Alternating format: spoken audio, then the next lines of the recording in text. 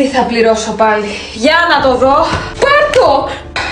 Αγαπητέ Άγιε Βασίλη, φέτος τα Χριστούγεννα θέλω ένα iPhone 15 Pro Max, ένα PlayStation 5, μια Ferrari. Τι να αυτά ρε! Αυτά είναι τα πράγματα που θα μου φέρει ο Άγιος Βασίλης.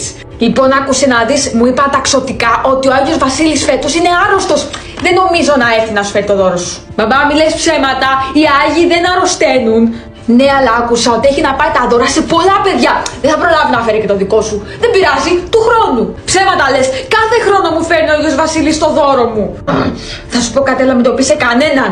Ο Άγιος Βασίλης δεν έχει τόσα λεφτά να σου πάρει αυτά τα πράγματα. Καλά, αφού ταξωτικά τα φτιάχνουν αυτά. Δεν υπάρχει Άγιος Βασίλης. Μα πια, είναι όλα ψέματα. Δεν υπάρχει Άγιος Βασίλης. Η ζωή μου καταστράφηκε. Άρα θα μου τα πάρεις εσύ όλα αυτά που ζήτησα? Έχω κάνει ηλίθιο παιδί.